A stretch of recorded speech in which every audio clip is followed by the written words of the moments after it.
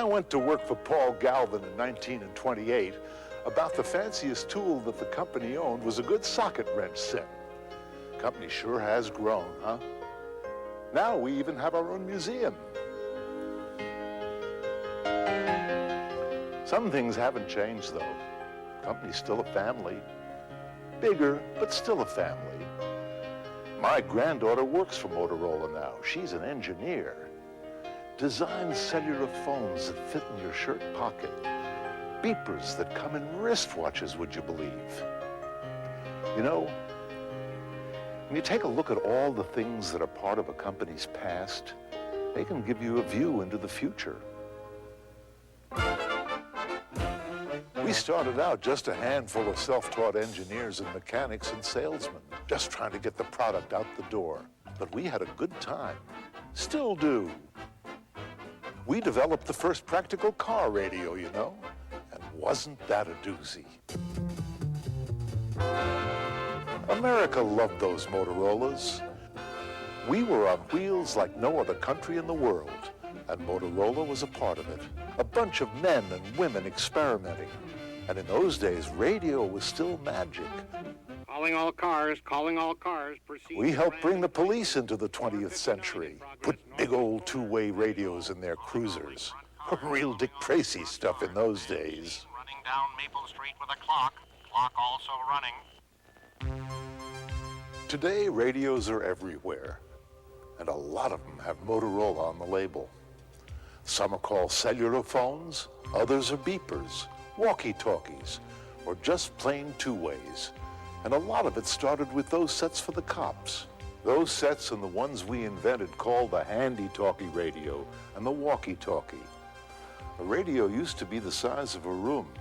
Now a GI could carry one in a backpack. Electronics were getting smaller, more powerful, more useful. We got into a new game after the war, TV. Old Paul Galvin saw it coming, just as he'd seen the future of the automobile radio.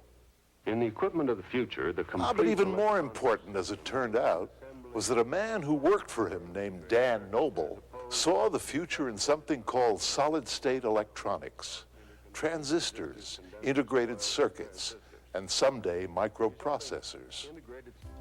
In 1948, Dan Noble moved his part of Motorola out of Chicago to Phoenix, Arizona.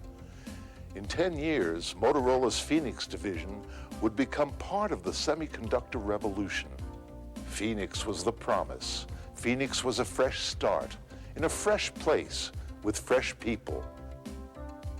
Not that we hadn't gotten pretty big in television, but by 1974, we had to be technology leaders, not followers.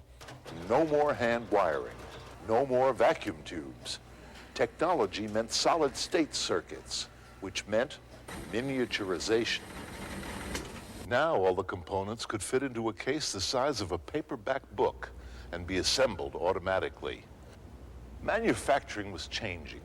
We'd started the change with radios and those TV sets, and we continued it with every component, every box we built from there on out. Soon we'd be doing it with radios for the space program. That was the start of micro-miniaturization, the start of the age of microelectronics. Okay, I'm coming over. Boy, those were exciting times. Motorola was a part of the most stunning technological adventure this country had ever gone through.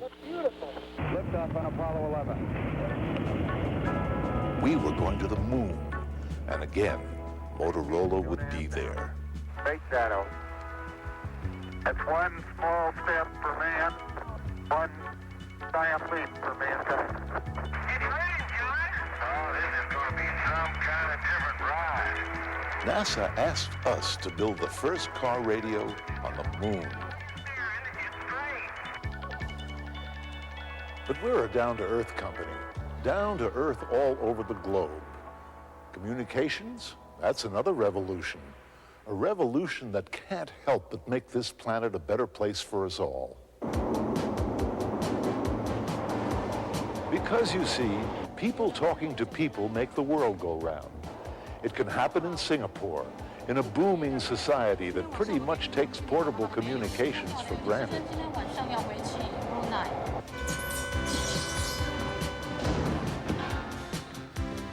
Or in Paris, where firemen in an ancient city use the most modern radios available. Troisième étage, correct. 1 rue Charles Cros, 4e étage.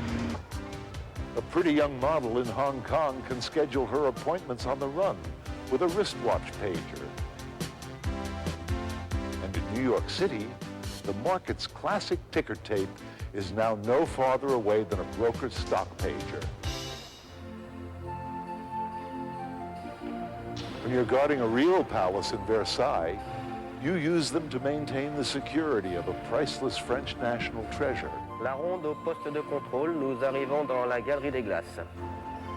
And when you're driving a palace on wheels, a Motorola cellular phone comes as standard equipment on every Rolls-Royce Silver Spur 2 sedan.